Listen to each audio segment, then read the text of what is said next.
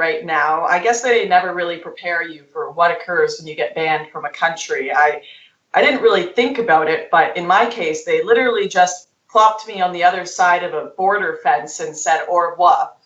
And I would just kind of was left there like the guy from Pulp Fiction looking around.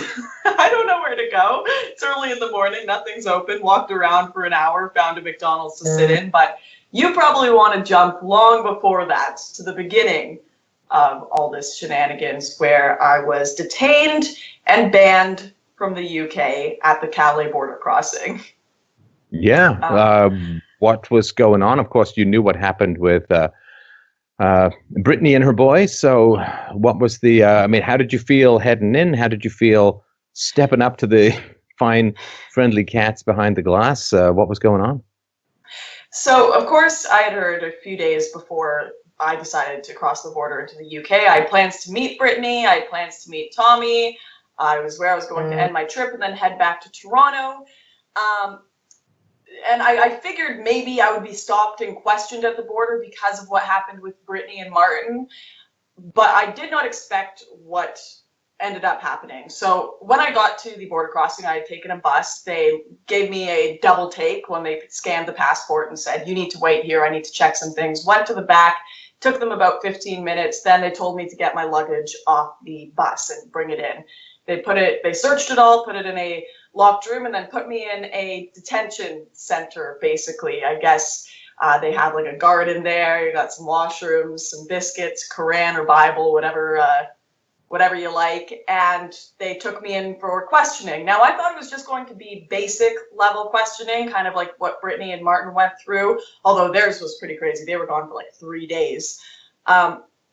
But once the border guards were done with me, just the regular border guards, I was called out of the detention center by the UK police, who handed me this form. And it says Schedule 7 Terrorism Act 2007. And they gave me a serious look and said, we need to inform you now that you are being investigated under the Terrorism Act, and we are going to take you in for questioning. These are all your rights. Read through this. You have one call you can make. After this, you're ours for questioning and detainment. And it just kind of hit me like, this is not the same situation that Brittany and Martin went through. They were not detained for terrorism. What have I done? What memes did I post? Based on truth in advertising, Lauren, these are your rights. Was the word rights in quotes or not so much? I don't even think they said these are your rights. It was just like, this document tells you what's going to happen and what's going on with you. I can't remember exactly, so I don't want to get anything wrong here, so I'm not sure exactly what was said there, but got this document, tried to read through it before I went into questioning, and to be honest, I'd be lying a bit if I said it wasn't a tiny bit fun, because I did kind of get to use a lot of the knowledge that I learned from watching interrogation movies and watching libertarian videos about how to protect your rights. And I went in there and it was almost exactly like a movie. They took me into a small little warm room. They had that giant recording device on the table, their notebooks, 3 cops with the whole professional bulletproof jacket and everything. And they turned on the tape recorder, made me say my name, and began the interrogation. And it was one of the most bizarre lines of questioning I have ever been through in my life. They asked me what my political ideology was. They confiscated my speech and went through that in another room, a speech I gave to Belgian nationalists, Flemish nationalists. They asked me about my friends, Tommy Robinson. Then one of the most bizarre ones is they asked me about my religion, and when I said Christian, they asked me if I was a Christian extremist, how radical of a Christian am I? And right after that, they asked me how I felt about running over Muslims with a truck. And as Christians do. I literally started laughing. I was like, generally a pretty awful thing to do. I mean, like, I didn't even know how to respond, and I had to apologize. I was like, I'm sorry for laughing. It's just, this is insanity. I even mentioned to them, I'm like, I think you're questioning your priorities are a little mixed up. How often do you see, yeah, I kind of gave them a bit of my thoughts on that, and they said, we have problems with right-wing terrorism too, and we need to deal with that. How do you feel about right-wing terrorism? It's all over my social media. I've condemned right-wing terrorism. I have said, I don't care who is doing it, killing people, running over people, whatever, it is wrong. They could just go and look at my social media and not detain me and question me on this for hours. So that was a big part of it. But another big part was they really wanted to see my cell phone and my laptop. And they told me, they were like, you need to give us your phone code right now. We need to go through your phone. And I said, no, I refused. They said, okay, if you don't give us your phone code, because you're under the Schedule 7, we can basically do whatever we want. So if you don't give us your phone code, we're going to take it for 7 days. You're going to be sent in to have your blood taken, fingerprints, mugshots, and be put away in a safe location. And we're going to get our hackers in to download all of your phone contents anyways. So you give us your phone code, or this is going to be a whole heck of a lot worse for you, basically. I said, go right ahead. I want legal representation. I'm not giving you my code. Go right ahead. So that actually worked. That actually worked. I never had to give them my phone code. The legal representation really messed them up. They couldn't get in touch with a solicitor for me. It's like hours of me sitting in this hot room, them bringing me water, trying to get me in touch with legal representation. I don't know. It was just a very bizarre situation. But the thing that really, so this has been about 3 hours of questioning. They gave me a few questions after I asked for a solicitor and they couldn't find me one. They promptly ended the interview and said, we've got a call from the UK border enforcement or border forces or something. You need to come out right now with us. And then I sat in the detention center and they brought me a form that said, you've been banned from the UK for racism, for handing out racist pamphlets. So my kind of 3-hour questioning period with the counterterrorism was ended because they just banned me. But this is an interesting tidbit because I spoke to a lawyer today who said it almost sounds as though they used the Schedule 7 Terrorism Act to detain me for long enough to find something to ban me from the country for. So that's what the legal advice I was talking to said, that's what it sounds like happened, because they just ended the terrorism investigation as soon as they found a reason to ban me from the country. Wait, so, sorry, are you trying to say that a law that was brought in to protect people against terrorism ends up being used against non-terrorists? That the scope of the entire government program has expanded way beyond its original mandate, in fact, kind of ignores its original mandate and is targeting the innocent. Boy, there's one for the history books. Yeah, so I'm going to look into that more, but based on my experience, because I thought it was very bizarre. I was like, suddenly you don't care about me running over masses of people with my truck when you found a reason to ban me? That's a little bizarre. So that explanation makes a lot of sense to me.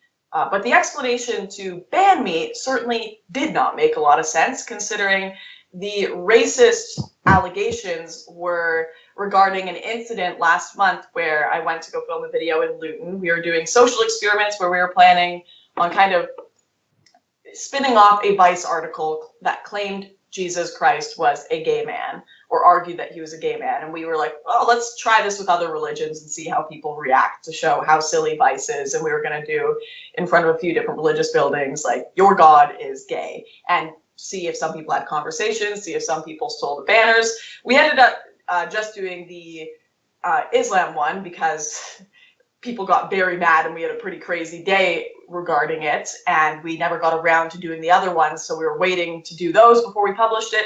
But those Islam posters that said Allah is a gay god were the reason I was banned from the country under claims of racism. Now, I'm not sure what part of Allah is a gay god has anything to do with racism, but that's what my form that I've got right here says. So now, I wonder if the people who had made article or the argument that Jesus was gay, I wonder if they would be banned from the UK for racism as well, or I'm going to guess not so much. No, I somehow doubt that. But I don't even think it has to do with the forums. I don't think it has to do with them thinking I'm racist or any of that. Well, maybe, but I think it's more so that they are afraid. Tommy Robinson has just gone independent, and he is planning on taking Europe by storm. He's been doing interviews with Brittany Pettibone. The right wing in Europe is no longer afraid of being silenced. They've already had their cars burned down. They've already had their friends punched in the face and had to get in battles on the street. They've already had them slander and silence. They've dealt with it all. They don't care anymore. The right wing is becoming more and more popular in Europe, and I think they are afraid of it. And Tommy Robinson is a big target for the UK. They're very afraid of what he is capable of in spreading the truth, quite frankly, about what is happening there with immigration. Brittany Pettibone and Martin would have helped bolster his message. I planned on going there to help bolster his message, so they found ridiculous reasons to ensure we could never come to that country and help him with that. And that's just my opinion. That's why I think it happened. I think it's far too coincidental that Brittany and Martin 2 days before me were going to meet with Tommy, and then I was going to meet with Tommy. But that's just my opinion. Yeah, and of course that means that they're tracking what you guys are planning. They're putting you into databases, and having this big cold 1984 Sauron eye staring at your every online move. Kind of an odd experience, I suppose. Yeah, I mean, sorry, I'm just like processing. I'm still processing a little because I didn't sleep much last night. They kept me up all night doing the questioning process. It's certainly not a point in my life that I ever thought I would reach. I never thought I would be dragged into a room and questioned under terrorism legislation. I feel very bad for my father, who didn't get to speak to me but got a call from an officer at like 4 a.m. saying your daughter's being detained under international terrorism acts. Like, it's not a good time for him. This is not a future that I expected to have to face. And I think that's a big thing that you probably have to deal with, Stefan, is you talk about these futures that we're going to have to face, and everyone calls you insane, everyone calls you crazy, everyone says you're exaggerating and it's all going to be okay. And then we actually hit this point. We hit the point where South Africa is taking the land. We hit the point where young right-wingers are being detained and banned from countries for their opinions. I think this is the beginning of something far, far darker and harsher happening. And if 3 of us can be banned in just 1 week, I mean, what's to come? What's to come? Are all of our Orwellian fears really being materialized right now? It is a big moment, and it is a moment of transition, and it is lines being drawn, and it is people being pushed to more and more difficult places, emotionally, psychologically, from an activism or movement standpoint. It is a shutdown on people getting together. It is a shutdown on free speech. It is a shutdown on organization. And of course, if it had happened to left-wing journalists, there would be a huge outcry. And of course, there is to some degree. And of course, there are some people who are celebrating as if somehow what's happening to you, what happened to Martin, what happened to Brittany is not also going to happen to them as well. Like, to everybody who's like, oh yeah, well, they're racist and blah. This word, like whatever pejorative they're throwing at people like you and others, they're going to throw at anyone they disagree with, which is going to be everyone eventually. And so this is the time where you really have to stand up on principle. And even if you disagree with what Lauren is doing or other people or what I'm doing, this is where you have to stand up on principle, because it will not stop here unless there is real pushback in a legal and peaceful way, real pushback against just this kind of putting your finger on the scale. This is not neutral. I mean, you got 400 jihadis coming back after fighting for ISIS. Welcome back into the United Kingdom. Here's some welfare. Here's some free stuff. You're welcome back. You can reintegrate and so on.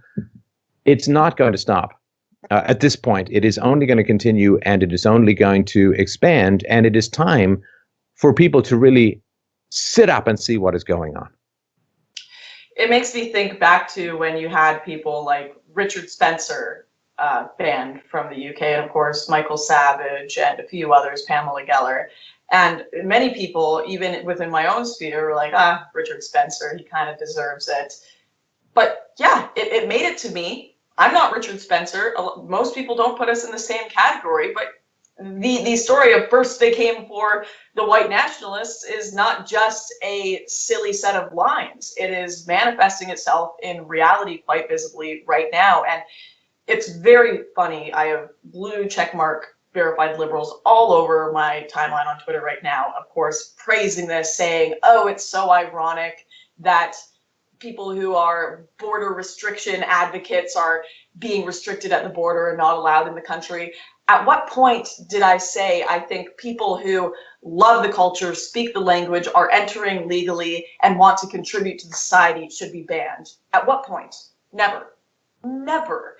And they're just gloating in this censorship. They're gloating in this totalitarian act by their government. And this is something that is already used against left-wing individuals. This is something that is already used against to silence people on their side, but they don't care because they just get to make that cheeky tweet. They get to make that sassy remark, and that's what matters to them. And it's sick. It's really, really sick, and it's sad to see them misinterpreting it so vastly and not taking the implications of this more seriously. I mean, Brittany and Martin were held for 3 days in an actual prison. That shouldn't happen to anyone. That's insanity. If not anyone, I mean anyone who is innocent, just for their speech. That's, well, it blows my mind. This is the great challenge, of course, that the left is going to face. And it has to do with the supposed Muslim ban that Trump was talking about, which of course was banning people without verifiable paperwork, with no real security apparatus, from a list of countries drawn up by the Obama administration. And they say, well, you can't ban people based upon an ideology. That's wrong. That's immoral. You cannot ban people based upon what they believe. And all of the outrage that was raised about the supposed Muslim ban, which wasn't, banning people based upon what they believe, now it's time for the left to have some consistency with what they're saying and stand up and say to the British government, it is wrong to ban people for what they believe. That is putting your fingers on the scale of ideology, and that is totalitarian in its essence. Well, it looks like they don't like to acknowledge just how similar, in some senses, they are to the right. They do believe in banning people who they think ruin their leftist utopia. They do believe in keeping people out who ruin what they want to see as their culture. But they are not Western culture. Their ideology of progressivism is not what built up the UK. It's not what gave people the rights they have today. They are not the ones that...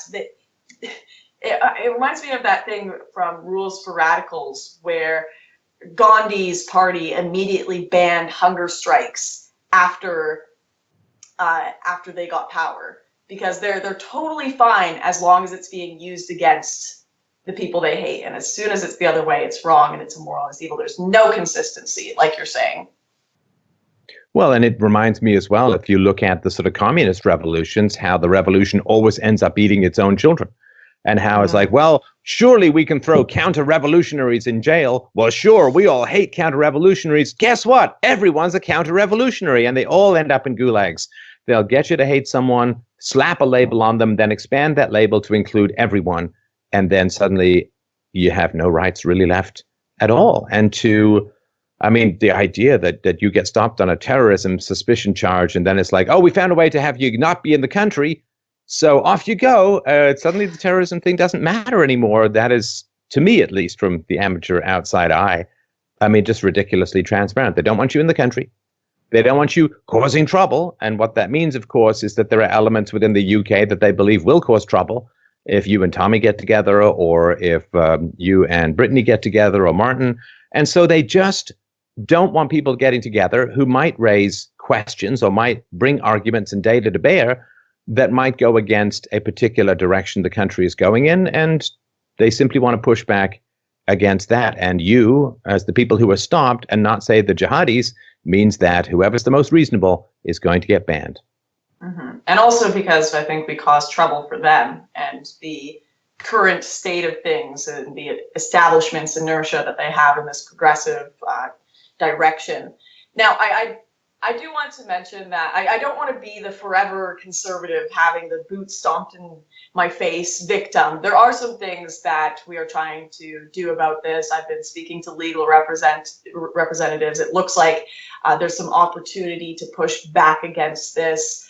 We've had amazing support, Brittany Martin and I, from most of the right-wing community who are 100% backing free speech, and that's very cool to see. Even big figures like Philip DeFranco saying this is utterly insane. So the world has not all lost their mind, which gives me a lot of hope, even if the government certainly has and those in power have. But politics is downstream of culture, as Andrew Breitbart famously said. And while the culture is still it's moving in our direction. We're winning over Generation Z. It seems that we may be able to compete with some of this stuff. And I'm talking to my legal representative right now, and we'll see how that goes, meeting up with Brittany and Martin to try to compete against this, because there were a lot of things that were highly out of order that were done to us that will be very questionable in a courtroom.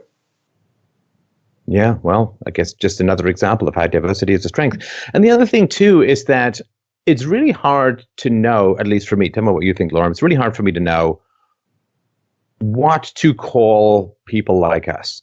I mean, of course, you know, there's lots of pejoratives and lots of labels, conservative, right-wing, neo, this, far extreme, blah, blah, blah. But basically, I think we're just interested in human freedom. We're interested in allowing people to make their own choices free of coercion. We're interested in free speech. We're interested in engaging people in an intellectual and verbal and argumentative level. And people, of course, are going to try and characterize that as somehow right-wing. And I have to correct people all the time. I don't consider myself right-wing. I'm not a conservative. I mean, I am very interested in human freedom. I'm very interested in minimizing the coercive nature and power of the state. And I'm very interested in free speech. But I just sort of want to point out, and let me know what you think, the labels are there to sort of alienate us and push us to some other place on the sort of field of humanity. Oh, they're over there. They're the different color. They wear a different stripe on their jerseys. They're bad thinkers. They're wrong thinkers. And it's free. You can hate them. You can label them. You can box them in. And then when the rights are taken away, it's like, well, we didn't like them anyway. But we have very great common cause with all people interested in human freedom, with all people who are interested in freedom of speech. And don't let people other you. You know, don't let people give you these labels. Don't just believe the labels that are put on people. Figure out what they're actually saying. We might have a lot more in common with people than they think.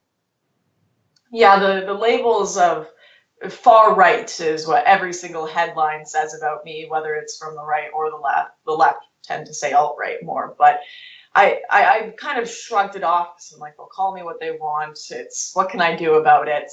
But it's very true. When I sit down with anyone, left or right, we end up agreeing on far more than we disagree on in most cases. Because truly, maybe the way I say things is a little different. Maybe I'm a little more blunt than others. Maybe I'm not as convoluted in giving my reasons for why I want closed borders. But if you really sit down, have a hot chocolate with me and talk about it, I think anyone who disagrees with me vehemently or thinks I'm some fascist Nazi would really get along with me a lot better. In fact, the Kent police that had me detained, we had some laughs and were enjoying talking. I know they got orders from higher ups to do a lot of the questioning, so it wasn't entirely their fault. But the people that had taken me in to interview me as a terrorist, we were getting along just fine, laughing, bantering, agreeing. And no, I hate that I even had to specify this in the room there. I don't want to kill anyone. I don't want to run over anyone with cars. That is absurdity. I think that's evil. I think that's horrific. That's horrible. Just like you, I want more freedom. And unfortunately, I think that freedom is something that needs to be defended. It's that classic saying of we don't lock our doors because we hate the people outside, but because we love the people inside. And there are some steps that must be taken to preserve that. And if that's a radical view, so be it. But I don't think too many people would think that's insane. Well, and of course, there are other people who are saying, oh, you know, you want closed borders and now you're not allowed into a country. Well, you could easily flip that around and say, well, what about all the people who want open borders who are cheering at you not being allowed into a country? Is it just open borders if you have the right ideology. Actually, that probably is kind of true, come to think of it. But the amount of hypocrisy there is astonishingly high. There are more people protesting or getting upset about some small government, free market people coming into a country than literally battle-hardened ISIS fighters with jihadist intentions. If that doesn't give people pause about how far we've drifted from our actual ideals as a Western society, boy, I don't know what will. Right, and the things that were used, the reasons that were used to deny myself, Brittany, and Martin access to the UK were not policies that I would support anyways. I would not support detaining someone and kicking them out of the country because they once made a joke poster to test a theory. Like, I would not support that. That's insanity. I don't care if they were making a joke poster the other way around, like the Vice writers who said, "Is Jesus gay?" I think they should damn well be allowed in the UK, damn well be allowed in my country, Canada. And I don't think Brittany or Martin would want Black identitarian activists to be banned from the UK either. This is not an inconsistent position that we have on immigration. We want battle-hardened ISIS fighters not allowed in the country because they're going to behead our friends and family. That's not a crazy position. So to think that this is somehow hypocritical of us is very, very, very silly, in my opinion. Well, and how much would people actually agree with the idea or the argument? Human beings are always going to have disagreements, and people are going to have great cases on just about every hexagonal side of an issue. And the way that we should resolve it is words, not swords. Keep the S out of human interaction, words, not swords. And if we do not allow people to resolve their disputes according to words, eventually, sooner or later, it will escalate to violence. And the free speech is the way you stop that escalation to violence. And of course, if we can have a peaceful, reasonable, negotiated settlement to human disputes, isn't that infinitely preferable to coercion, either on the private or the public sphere? I mean, so many people would fundamentally agree with us. You know, if you have a conflict with your spouse, you don't pull out your magnum and try and resolve it that way. You use your words, like everyone was taught when they're in grade 1. Use your words, not your fists. And this argument that it is somehow an incitement to violence to disagree with certain groups is actually completely false. Groups should always be subject to criticism, just as you are, just as I am. Groups should always be subject to criticism. That's how we all improve, individually and collectively. And if you're going to ban people from coming in, then you're the one starting the fight. They're the ones who are blocking you by force from lawfully going as a lawful citizen into a country to perform lawful actions, such as talk to people about ideas and talk to the citizenry about ideas. There is a victim here. I think the victim is the peaceful people like you and Martin and Brittany, who simply wanted to go and speak with people they are curious about and talk about ideas that move you, motivate you. And it is the other people who are calling for force to be used to prevent you from doing that. And we do not want to give people that kind of power to start letting people in and out of a country based upon some ideology that is peaceful in its essence. Right. Right. And that's one of the great shames, as you say. I think many people would agree with us if they heard us. Most of my generation, they discount our ideas not because they genuinely disagree with us, but because the ideas have been set before them on our enemies' terms, so to speak, on progressives' terms. They've defined what nationalism is. They've defined what freedom is. They've defined what free speech is for these people and handed that to them. And they never get to hear our ideas for themselves. They've never gotten to hear our whole interviews, our whole YouTube videos. They get to hear the little sliced up pieces of the worst takes. And they certainly don't get to hear people like Martin or Brittany at Speakers Square, one of the oldest spots of free speech in the UK, where you had even George Orwell stand there and speak his mind. They don't get to hear it in the first place. So how would they know if they agree with us or not? How would they in the first place? It's very sad. My generation, for the most part, never even had a chance to reject a lot of conservative right-wing ideas. Yeah. And I can't help but think of my own family on the British side and the Irish side who fought so valiantly to preserve freedoms within the United Kingdom. And if there was an army of the dead that come back to life and see what their untold levels of suffering had created or produced, I'm not sure they would have been quite as keen to fight that fight even in the first place. Right, right. It's greatly depressing how much we spit on our ancestors' graves and the freedoms that they've built up for us. And you know what, you could say it's for some security. What's that great quote? If you give up freedom for some security, you'll lose both and deserve neither, something along those lines. But we're not even doing it for security. Not even for security. We're doing it for well, even the legal representative I had said that this may have been expedited because of some political grudge that someone had, because she'd never seen anything go through this quickly. She'd never seen bans just happen like that. And so some political grudges because people are simply salty about other opinions. I don't know. It's certainly not for security, and it's certainly not in favor of freedom. It's something entirely different than that. And it's from. Well, I mean, as you know, there's a whole industry that is devoted to calling people like us evil. And once you can dehumanize people and their ideas and their arguments and their data, their evidence, once you can dehumanize people to that degree, once you can get people to believe the label of evil or bigoted or xenophobic or racist or whatever, well, then it's almost like you've unleashed the mob to do what they will. And really that is sort of the point of painting with these broad brushes, very sophisticated and deep arguments. And arguments, you know, I mean, they call far right and so on. This didn't used to be far right. This used to be absolutely mainstream up until even as recently as a couple of decades ago. It was absolutely mainstream that if you have an idea and an argument, you submit it to the public square and you take your chances. And that the best way to get rid of bad ideas is to give them a microphone and a spotlight and let everyone hear the case. This was like what's called far right or extremist. This was Western culture, bitterly and hardly won and fought for centuries.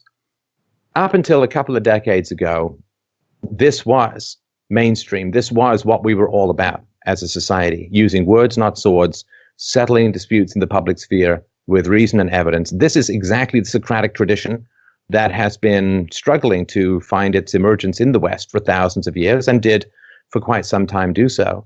It's not far right, it's not extremist, it's not xenophobic, it's not any of these things. It's just freedom. And for everyone who's painted with these labels and everyone who sees these labels, you know, stop and think. Are the people who put these labels on us, do they have your best intentions? Do they have good reason? Do they have good evidence? Or are they riot inciting ad hominem merchants attempting to smear for the sake of discrediting rather than debating, rather than arguing? And if we give up our capacity to argue, we do not give up the inevitability of conflict. We just move it to an entirely different and very uncivilized arena. It's sad because even amongst the people that support freedom and love freedom, and I'm guilty of this as well, we have to have these precursors to whenever we defend it, where I say, I don't necessarily agree with these people, no matter what you think of these people. I know they're a bit crazy and insane, but we should support freedom. But we have to have all of these kind of safety barriers of making sure we've got some sort of distance from them before we defend their freedom, because it's just such a scary world to even be associated with these lepers of the far right, these lepers of the alt-right, whatever you want to call them. But you're so right in saying that it's just freedom. It's just defending freedom, and you shouldn't have to even bother with these buffers. I do it too sometimes, where I was defending Jada Franzen from going to jail, and I was like, no matter what you think of these people, you know, but I mean, damn, it's just freedom. It shouldn't be so controversial, and we shouldn't have to tiptoe around it so much just to try and defend something that is so integral in our history, and it's so integral in creating peaceful democracies. Well, and it didn't used to be that, I mean, I certainly remember when I was growing up, there were people who were defending some of the most awful people around with some of the worst ideas around. And no one in a million years would say, when I was a kid, oh, if this person is defending this horrible group, they must necessarily sympathize and agree with everything that they say. I mean, this was the Voltairean tradition from centuries ago, where Voltaire said, I think it was Voltaire, it's been misattributed a bunch, but it doesn't really matter. The point is that the quote says, I disagree with everything you say, but would defend to the death your right to say it. And this idea that the defense of free speech means that you agree with everything, all the content of the person you're defending is how they get you. This is, you understand, everyone out there, this is how you'll lose everything. Because they say, well, if you're defending this guy who's terrible, you must be terrible too. And like, well, I don't want to be thought of as terrible. So like, that's how they get you. And then the next guy becomes terrible, and the next woman becomes terrible, and then the next group becomes terrible, and then they're right at your doorstep. And there's so many of them, and you've compromised so much, there's nothing left to save. Mm-hmm.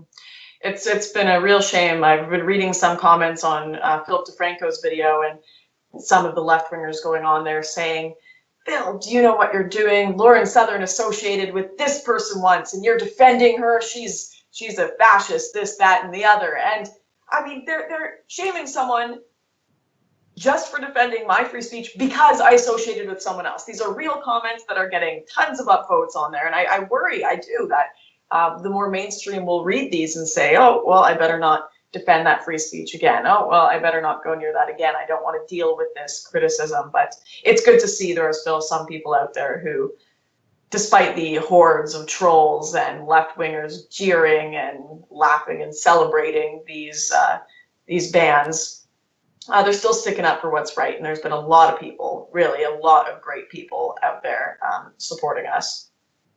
Well, it's the family tree game, right? Where you say, well, you did a show with this person once, you talked to this person once, and you didn't attack them for everything that they said. You tried maybe even to find some common ground with them so that you could have a better conversation or whatever it is. And then it's like, okay, but because you came into the orbit of this person, you agree with everything they say, and you can keep going that. You know, it's a 6 degrees of evilness. Like, you know, you can always find someone that you can hop, skip, and jump to, or the dominoes that you can hop, skip, and jump to find someone who's got a reprehensible opinion based upon some dominoes that fell, and you can trace that. And I hate to point out that this is not an argument. It is not an argument to say, your cousin's brother's roommate's daughter's duck owner said this, therefore, you know, I mean, that's not an argument. Deal with people as individuals, deal with the arguments, the reason, or the evidence they're putting forward. And the moment you start chasing that family tree of evil, everybody should just recognize you don't have a good counter argument. You're actually kind of half endorsing what someone says, because if what they say is crazy, just point out that it's crazy, point out the reason why it's bad, point out how the evidence, then you don't need to go chasing this family tree crap and this hierarchy of immorality. You just point out that what this person does. I don't need to say, well, Stalin, you see, Lauren, Stalin associated with this guy who associated with this guy who was seen kicking his dog. No, I could just deal with Stalin as Stalin. I don't need to chase this lineage. And this is a very, very lazy thing. And of course, it's only one-sided, right? I mean, the fact that you got pictures of Obama with Farrakhan, that doesn't matter at all. I mean, so this is a really important point for people to understand, that this 6 degrees of pedigree evil or something like that is a confession that there's not an argument, and it's very, very tragic. And of course, it works because I don't think people are, quite as aware of what a terrible ploy this is. That's how literally almost every Media Matters article I've ever seen about myself or friends of mine is written. In fact, in my last Media Matters article they wrote about my South Africa reporting, they even mentioned you. They said, and she went on this show with far-right scientific race realist Stefan Molyneux, whatever it might be. They mentioned one of my tour guides and someone I interviewed once went to a conference that Jared Taylor was at. They went into this long list of whoever's cousin's son's brother. And it's like, when you meet someone, do they come up to you and shake your hand and say, hey, once I was at the AmRen conference and I sat beside Jared Taylor, just so you know. No, I had no idea about the paths of any of these people. Not that I care that much that they went to AmRen. Probably interesting speeches there. But no one knows these things when they meet people firsthand. No one says that stuff when they shake your hand initially. And the fact that Media Matters thinks this is an argument, the fact that even the border police that I sat down with asking me, so tell me, you know about Brittany Pettibone, do you? How do you know Pettibone? How do you know Tommy Robinson? And they're my friends. Why does it matter? I'm going to go have tea with Pettibone and talk about girly things. Like, what the heck? What insane world are we living in? I literally wanted to just go sit down with Brittany and talk about relationships or something, and we both, the two of us, get banned from the country. It's such a bizarre world I'm living in, not the future. Oh, and just for those who are following along at home, when Lauren says relationships, that is not code for running over anyone in a bus. I just like, that's not a dog whistle. That's not a code. That doesn't mean anything other than sitting down and talking about relationships. And listen, we're friends. There are other people who are friends. We disagree on some stuff. We agree on some stuff. You don't, like, not everybody has to be your carbon copy photo mirror person in order to have a relationship with them. Maybe that's a little bit more on the left because they're pretty ferocious in, like, you stepped out of your Chinese marching band formation and therefore we're going to call in an airstrike on you. But we can disagree and I can revise my opinions and I can get better information. Same thing can happen to you. And I don't know, everybody who's interested in free speech, everyone who's interested in private property to a large degree, everybody who's interested in telling the truth, you know, is I'm a big fan of that as well. We've got a lot in common. Does that mean we agree with everything on it? It doesn't matter. It doesn't matter. What matters is that we maintain the conversation that is colloquially called civilization and not get the customs officials, not get the border patrol to do our non-arguments for us, but stand and face people. If you think that they're wrong, stand and face people. I do hours and hours of call-in shows. And people, if they disagree with me, come on, let's have it out. We'll have a discussion. We'll sort it out. Be fantastic.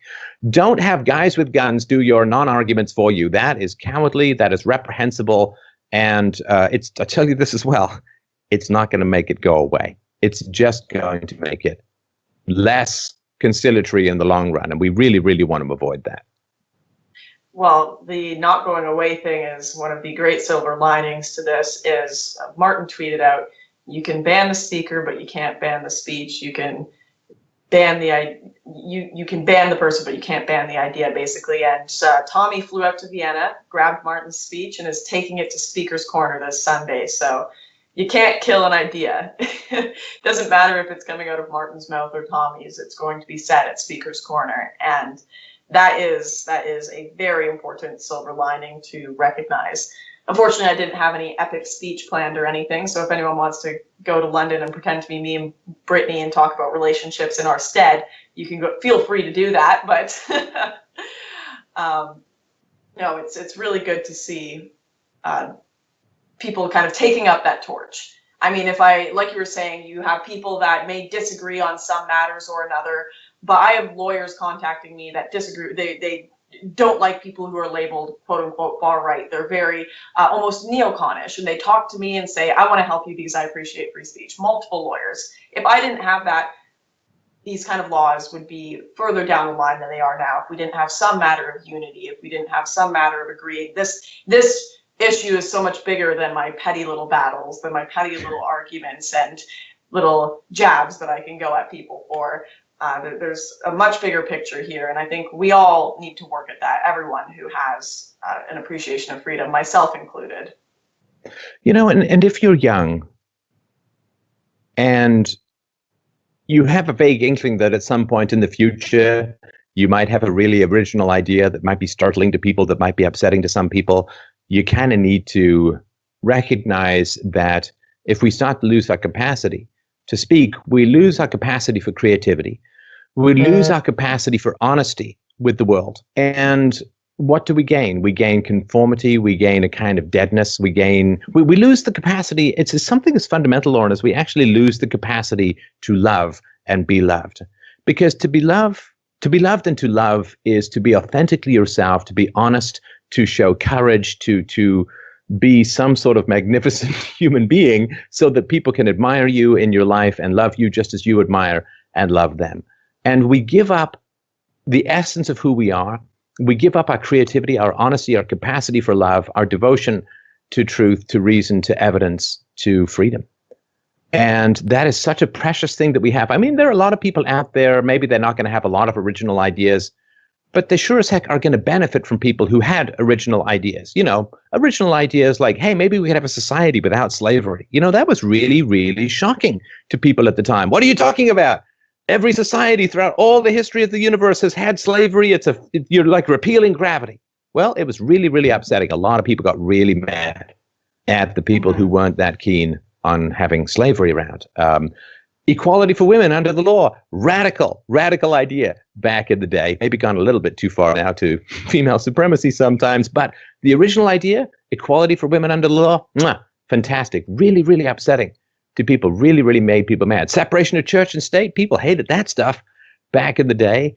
Freedom of speech was hugely opposed back in the day. So just because the mob hates it doesn't make it bad. In fact, these days, I would go so far as to say, if the mob hates it and if the government opposes it, it really deserves your open-minded attention.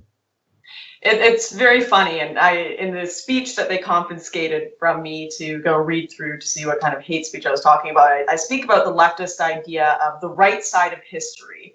And they always kind of throw this at us, and they say, you're on the wrong side of history. Don't you want to be on the right side of history with us, where people don't attack you, where people don't criticize you? When you're so right that within history, all of the people who've had some of the best ideas have been the most attacked. They've been killed for their ideas, tortured for their ideas, gone through brutal periods of their lives to change the world. And that's not to say I'm some perfect saint that has wonderful ideas, but the persecution is not a sign of being inaccurate or on the wrong side of history. If anything, it's the opposite. And what we call the right side of history today is simply the right side of inertia.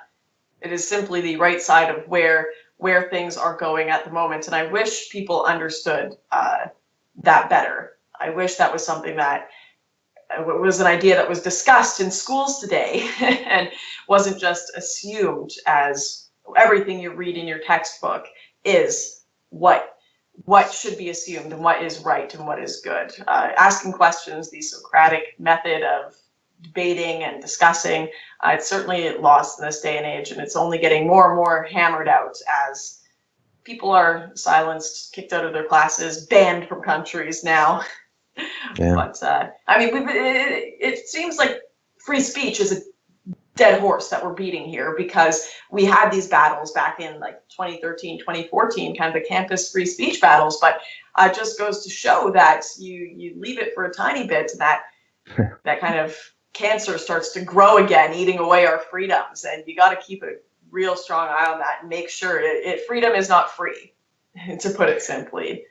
Always, the wrong side of history is also known as not an argument. And I sort of imagine like the late Roman Empire. What do you mean you want smaller government, free markets and private property rights? You're on the wrong side of history. And it's like, well, where this side of history takes us is to the Dark Ages, right? Maybe being on the wrong side of history when things are going down is actually a good idea. I mean, if the plane's going down, you jump out of the parrot, you're on the wrong side of the plane trajectory. It's like, yeah, that is actually where I am, and I'm very pleased for it. And the last point I want to mention, get your thoughts on it, Lauren, is that it has sort of struck me lately, trying to sort of understand this mindset of the people who just like throw slurs and don't ever rebut arguments and so on. I think that if you're embedded in a conclusion, it's really, really tough to understand the thought process of people who are engaged in thinking as a long-term process. I've always said philosophy is not a set of conclusions any more than science is a set of conclusions. It's a process of more evidence, better reasoning, and it's a continual improvement process. And this is why, it always frustrates me when people try to sort of pigeonhole me ideologically, not because I'm so precious or whatever, but because it's a process of thought, reason, evidence, getting good criticism, refining, and all of this. If you're involved in that process, it's really hard for people who've they've got a conclusion, and this is it, like the government saves people, the free market is evil, and anybody who's concerned about immigration is a fascist, or whatever it is, right?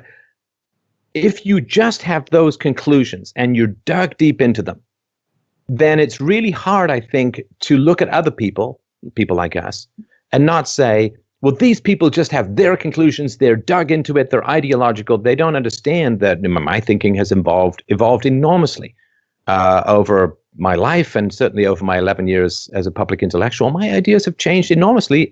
They should. I mean, any scientist who believes exactly the same thing at the end of his career as he did at the beginning of his career is scarcely a scientist. That's completely dogmatic. And so I just want to invite people, rather than saying, here's a label, you're an ideologue, these must be your conclusions, listen to the arguments, listen to the evidence, join the conversation. That's what I really, really want people to, like, obviously, unfortunately, there are a bunch of people in the UK who now are not being allowed to join this conversation, at least face to face. But join the conversation. It is a process. Lauren's beliefs evolve, my beliefs evolve. That's the whole point. The whole point. Nobody has the final answers. We have a good methodology, reason and evidence, but nobody has the final answers. It is a journey. And I really, really want people to join in the journey of civilization, to join in the journey as we are all archaeologists dusting away the dusty dinosaur bones of truth and trying to excavate something that we can hold on to that will stand the test of time. Don't jump to conclusions. Don't let your moral outrage be programmed by people with ill intent. Join a conversation. Could be a conversation with us, could be a conversation with anybody, but join a conversation. Have the humility to know that it is a journey and recognize that it is through debate, through conversation, through free speech that we all can progress. And the alternative is very, very grim. Mm-hmm. I've always seen it as your free speech and my free speech, or any free thinker for that matter, left or right, is like a hurricane coming at pillars of salt and sand that people have. And it's really scary to tear down people's life pillars and for them to have to rebuild their ideas and what they thought of the world from absolutely nothing. It's horrifying. You don't want to be a blank slate. The world is confusing and scary enough for especially millennials, but to have those few things that they thought were truth torn away from them by reality, that's a terrifying process. But the thing is, whether it was our hurricane or another, the hurricane of just reality, nature, or something else, eventually those pillars of salt and sand would fall. And by being truthful to people, by being honest about what's going to happen in their future, the effects of feminism, the effects of the attacks on free speech, the effects of open borders, by being honest, you save a lot of heartbreak in the future, and you help people build up sturdy foundations of reality and help them build something that is not only sturdy but is dynamic and will be able to adapt and learn from all these different situations and won't just crack in an earthquake or something. But it's very important that even though it'll upset the world around us, that we start building actual pillars of good arguments and ideas and thought processes. Yeah. You know, back in the 1940s, 1950s, few researchers were starting to say that smoking might not be that great for you. But they were on the wrong side of history. See, they were on the wrong side of history. Everybody knows smoking is fine for you. 4 out of 5 doctors recommend, right? Just recognize these guys had good data. They had good arguments. I'm sorry? We're so different from them. We are in the most technologically advanced time in history. Of course, that makes us more smart than our ancestors, so much more smarter. Well, it's good for, the internet is great for getting, it's great for spreading good information. It's also great at spreading absolutely terrible conclusions. So, yes. All right, well, I'm very glad that I'm glad it's not on call where we will make America great again.